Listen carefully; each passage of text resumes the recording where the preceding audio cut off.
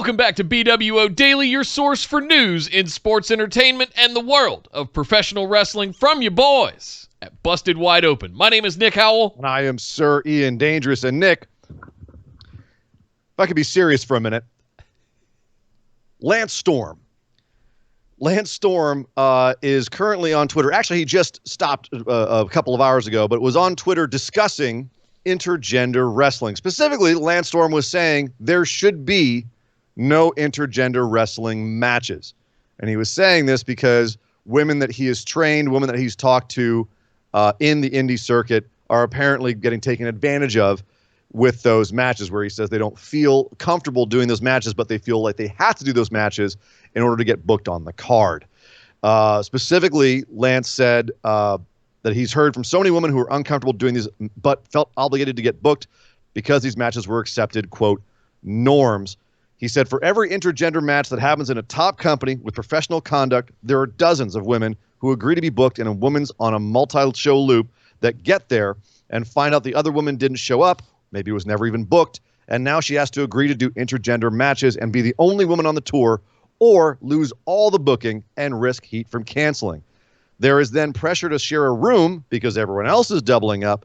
This happens. And often if the woman complains, she is labeled, quote, difficult. And he said this is all in light of the speaking out movement that he wanted to bring this up. So obviously a lot of people came back at him. He was called transphobic. He had some women wrestlers say that, you know, well, we enjoy doing it. What are you talking about? And basically Lance defended himself by saying, I'm saying this because of the women that I've talked to who have been put in these awkward positions. And until we can fix it all, we shouldn't have it. Essentially sounds like what he's saying. He says, when you were starting out, you are afraid to say no, because if you do and someone else says yes, you don't get booked.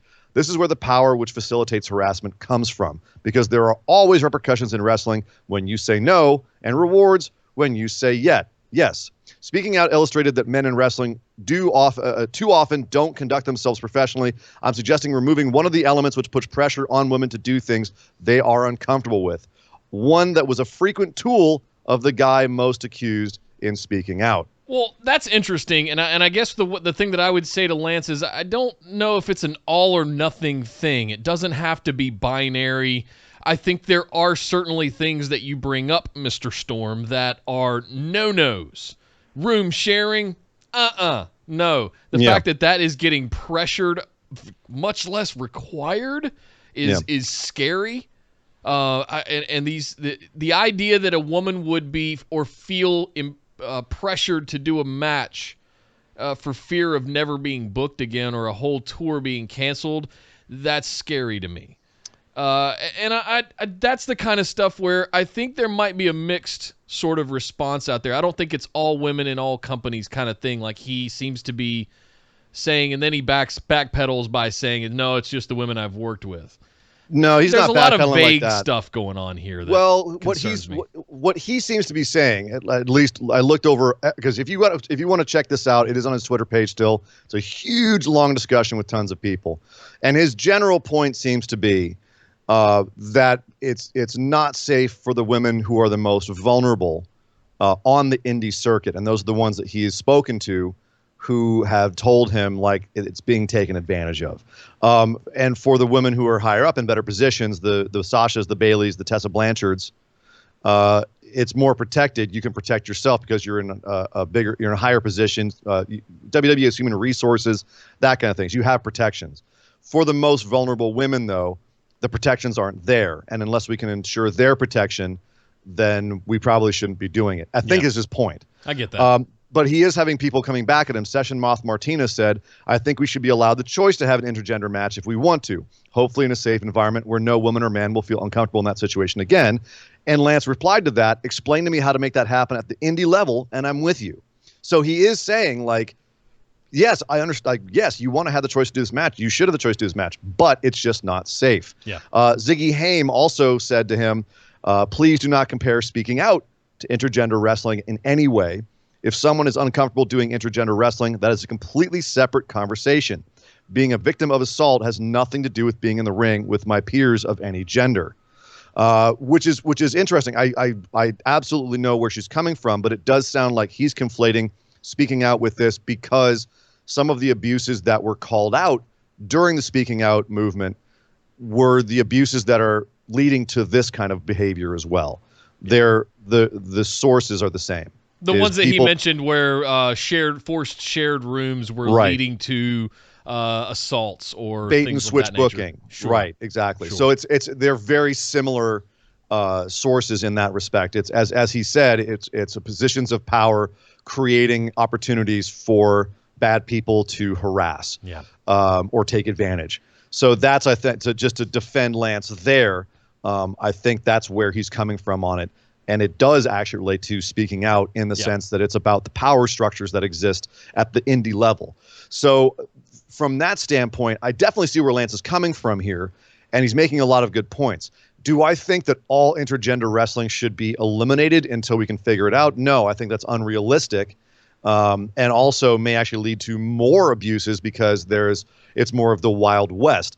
Also, I think that women should be allowed to have their own choice. And if they want to do an intergender match, and having seen a lot of really good intergender matches, I think they should be allowed that choice. The problem is what he's saying is the situations where the choice doesn't exist or where it's a forced or pressured choice, that's what needs to be addressed. Yeah. So however we can do that, whether it's creating a wrestling union or some sort of accountability system, that's what needs to be looked at, I think, more than just saying no more intergender wrestling. I agree. It just the idea that we could potentially have a union in wrestling one day is still a noble cause.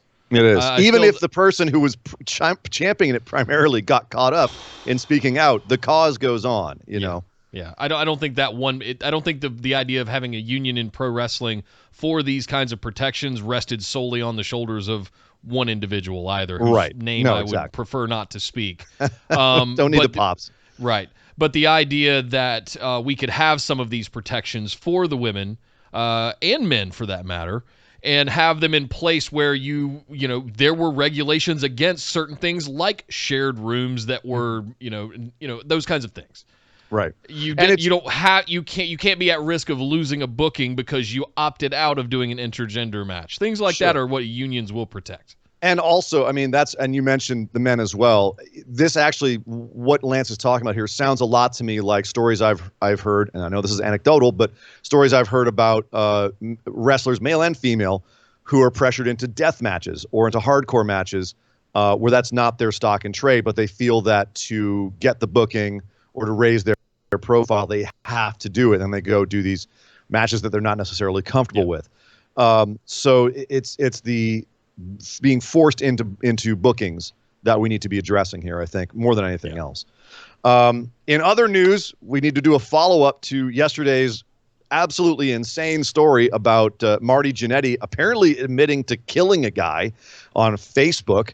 To follow up on that, Marty spoke some more with Boston Wrestling in order to clear the air, in which he did not clear any air. He only illustrated more what was already in the air and actually reiterated the story that he said on Facebook, which was that a fellow employee at Victory Lanes Bowling took him out to a car where he sold him weed and then tried to touch him inappropriately. And I have to warn everybody, the story might get triggering, so just heads up. It's pretty intense.